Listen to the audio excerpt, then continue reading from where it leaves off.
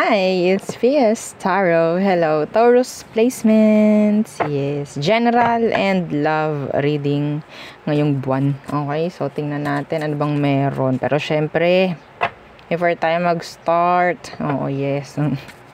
Kung di ka pa nakakapag-subscribe, please do subscribe and hit the notification bell para lagi po tayo maging updated sa mga mangyayari pa lang. And yes, kung may tanong pagdating sa private reading, just message me sa akin pong FB page for more info. Ganun rin pagdating kay Perception of Light. Okay, and syempre, sa mga naghahanap ng healer, kay Kuya Dingsi naman po tayo magme-message. Okay, and yeah, if you're interested sa ating mga items, so meron tayong mga evil eye protection. Okay, protection po ha from evil eye. Ring, necklace, and bracelets. Meron din tayong for love. Okay, for love. So, bracelet po siya. So, ito siya.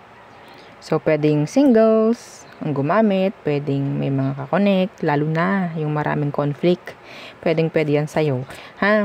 And, yung ating granter necklace. Taga-grant. And yes, ngayon, ang hilig niya magbigay ng surprises. I don't know why. I don't know. Siyempre, dun lang tayo sa paganda, no? Dun lang tayo sa magandang mga surprises. Anyway, so, yan si Granter. This is non-tarnish, hypoallergenic, okay? 20 inches long yung chain. And yes, this is again is made to order. Oo. And yung ating pang-cord cut. Oh, naku po. So, I'm sorry. So, ang ating pang-cord cut. So, siya to. Yan. So, kung alam mo ang pang-cord cut, alam mong cord cutting, yes, available yan sa ating page. And, kung hindi mo naman alam, wala kang idea about cord cutting, pag-aalis po, no, ng mga hindi na dapat na energy na nandyan pa para kayo ay makausad. Kasi para kayo naka-chain doon. So, it's like, napakahirap, parang nagapang na. Parang ganyan, napakabigat ng energy. So, yun, yung magsisilbing blockage para hindi na sila bumalik-balik. Okay, hindi na sila parang, yan, nandyan pa rin. Kahit wala na kayong pakialam. Parang ganyan. Aalisin natin, oo. So, yun po, ha? So, yeah. Let's start the reading, Taurus. So, unahin natin general. Ano bang meron for you in general? Okay. So, kung mayroong specific, babanggitin natin. Don't you worry. Taurus. Okay. General reading for this month of February. Let's see. Anong meron for you, Taurus? Changes, endings. This is death. What's with that? Hindi yan literal na death, okay? So, what's with this death? The Five of Swords. Ooh! Okay, this is endings of a bad situation, endings of, sabihin natin, conflict. In general. Okay, negative energies. So, yan po, ha? That's nice. Okay. Meron ditong parang specific, may pabalik-balik na talagang kung nakaka-apekto na sa energy mo. Ayokong sabihin past person, someone na pabalik-balik sa energy mo. Kaya, ikaw itong parang naguguluhan, no? Okay? Na kailangan na talagang i-drop to. I don't know if this is talking about specific, no? Like, somebody pwedeng mag-message sa'yo, ikaw itong maguguluhan. Okay? Parang ganyan. Bakit ka ba nandito na naman? Ganto, ganyan. Okay? Ano ang problema nito? Hindi na natapos. Parang ganyan. So, kung gusto mo talagang i-cut off na, kung anong kailangan mong gawin, di ba? Don't entertain. So, what else for you, Taurus? The Nine of Swords reversed. And, iba sa inyo, nakakuha ko na medyo magiging maganda na ang tulog. Oo, in general. Magiging maganda na yung tulog. Mabawas-bawasan ng stress. Ha? The Ace of Pentacles reversed. Yeah.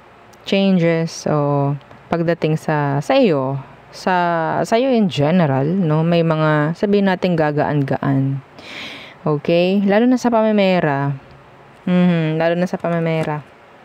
May mga bagong panimula. I don't know. Some of you, there's this energy of opening. May mag-open. I don't know if this is talking about business. The Page of Wands. Okay? So, there. Branch. May narinig ako. Branch. Let's see. What else? For Taurus. Okay, temperance, balance, strength. Pagdating sa health, so medyo okay.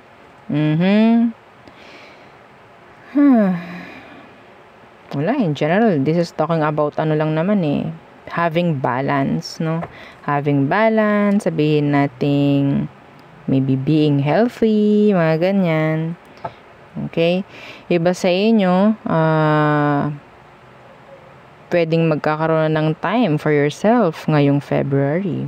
No? Time, ikaw itong pwedeng sabihin nating makakagastos ka pagdating sa sarili mo, mga ganyang bagay.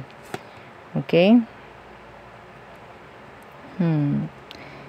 Sino ito? Let's see. Ano ito? Sino itong naghihintay na to? Pwedeng Sagittarius. Pwedeng Leo. What's this? Four of Swords. Somebody's waiting. Thinking of you. But they're held back. They're holding back. Maybe communication. They're just waiting for you. Some of you, pwedeng may breakup dito. The Four of Swords.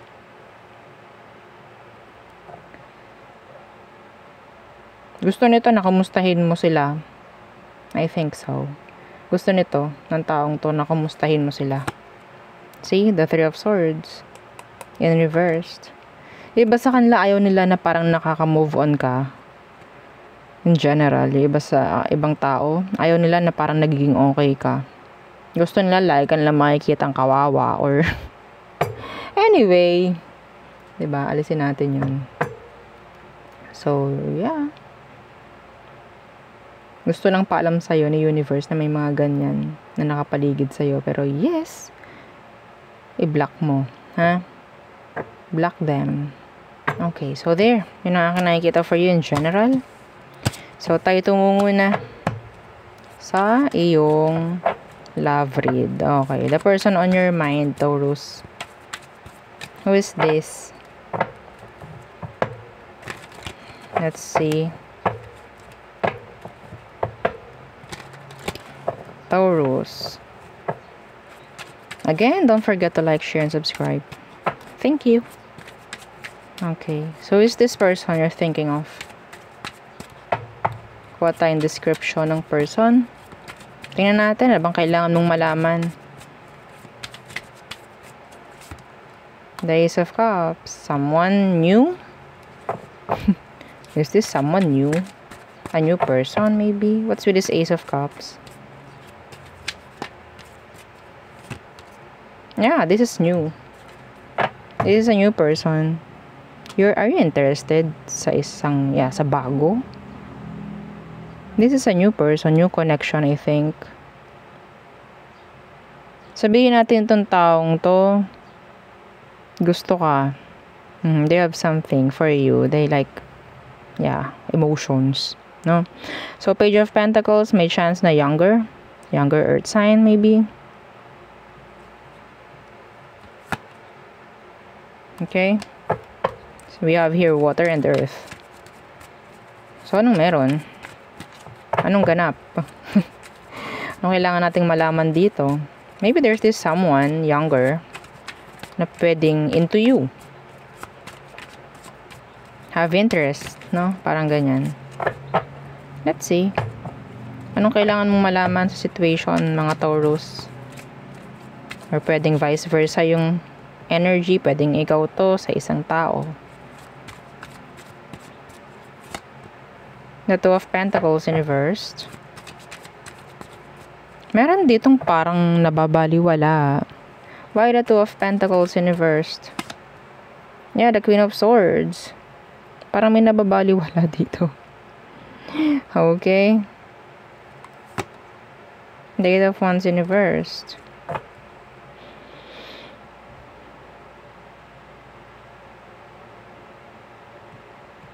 Pwedeng may involve. Yeah.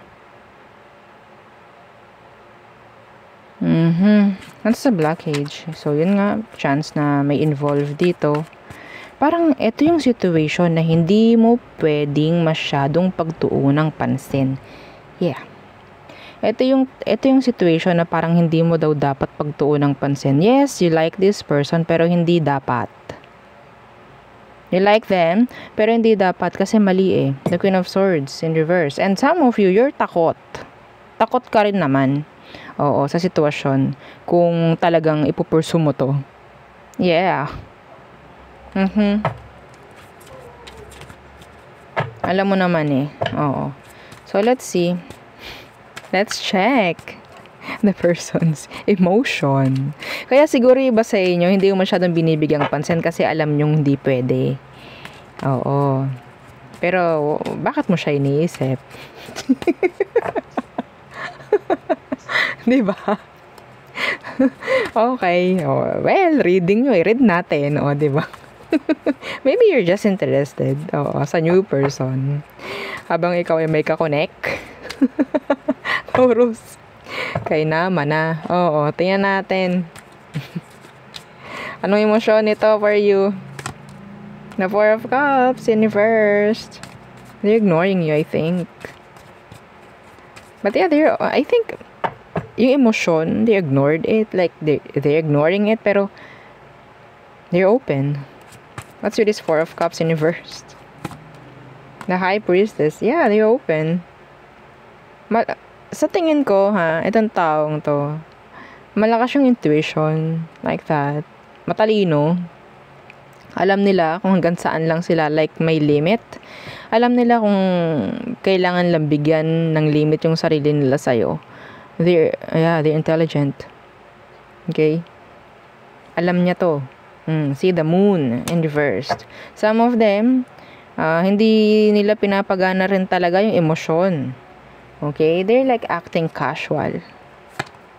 The Five of Wands in reverse. Yeah.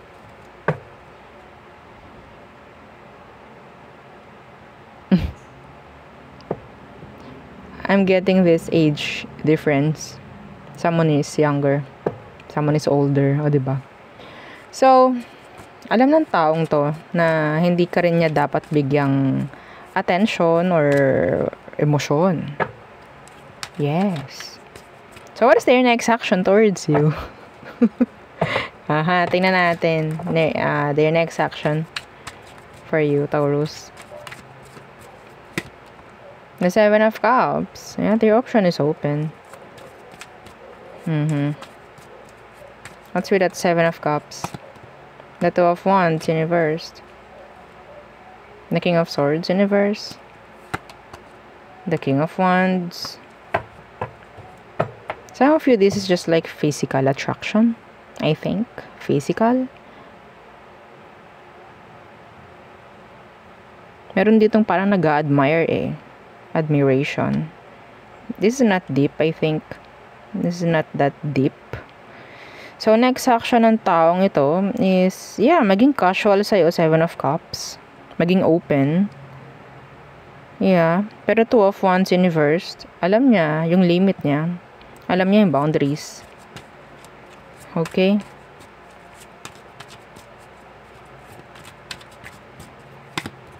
Yeah, the Page of Swords. This is talking about communication, like that. Someone young, no? They're young. Maybe. Or young at heart. Tingnan natin. Okay. So, communication is open. So, yun ang nakukuha ko. Hindi sila magbibigay ng limit. Pagdating sa komunikasyon. Pero there's this limit. Pagdating sa emotion or kung ano man. Hindi sila ganun na parang lalagpas sila. No? Sa boundaries. They know their boundaries. Let's see.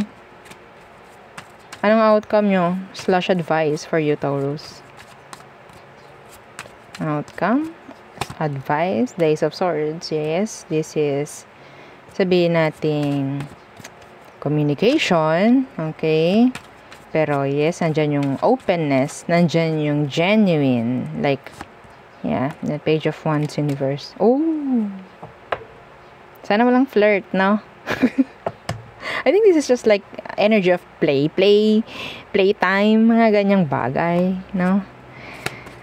The Three of Wands. I think, andito yung parang lalalim yung, yeah, the Six of Cups. Lalalim yung friendship, I think, no? Kasi, hindi pwede, meron dito, oh. Hindi ko to isasantabi, ha? Meron ditong involve. Or, sabihin nating, blockage para magkaroon kayo ng romantic connection with this person. May mga ganyang bagay. No? So, ang nakuha kong energy pagdating sa outcome nyo is open communication. That's all. Casual. Okay? Yeah. The Page of Wands universe. Nandyan yung parang biruan, mga ganyan. Lalalim ang connection, pero hindi romantic, no? I think this is just like energy of friendship. Maybe, nandyan yung strong connection pagdating sa, sabihin nating friendship. I don't know. Some of you kasi, ikaw, Taurus, you're a loner. You're a loner. Or maybe you're just too busy. Kaya ganyan. Nakakahanap ka sa taong to. Sabihin nating connection. But not romantic, I think. Inililihis yung reading. Oo, kasi alam nyo naman, 'di ba? Tulad nyo, inililihis nyo yung damdamin nyo dito sa tao. Kasi yun ang dapat. 'Di ba? I don't know kung sabihin nating mag-go further pa to. Anyway, so kung ikaw yung naka-resonate, then tingnan mo. Pa-reading ka kung kahit kaninong gusto mo. Okay, so let's see. Yeah, so we have here aqua, fire, air, fire, water, Cancer, water, fire. I don't know. It's air, earth, and water. Okay, so let's see. Let's go na sa inyong all signs. Aries through Pisces. Again, don't forget to like, share, and subscribe. So let's see. Whoops. Oh my golly.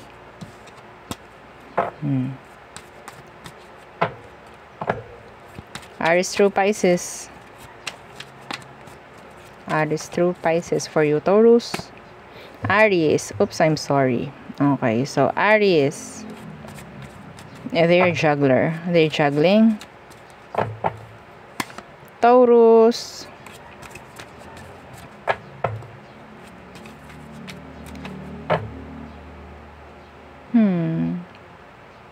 Meron ditong mag-open up. Meron ditong mag-share ng secrets. Gemini. Cloudy judgment. Naririnig ko.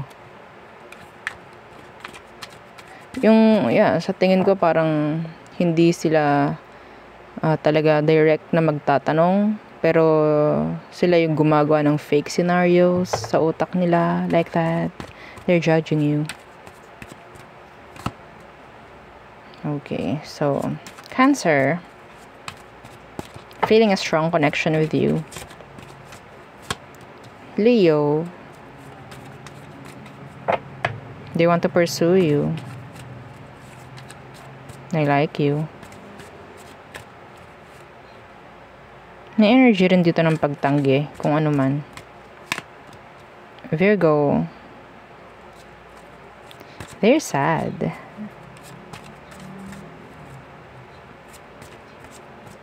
Yeah. I don't know. You're sad. May chance na gusto nilang mag-let go na. Talaga. Libra, invested. There's this attention. Scorpio, I repeat. Okay. Sagittarius, they like you. Nandun yung interest. Okay? Capricorn,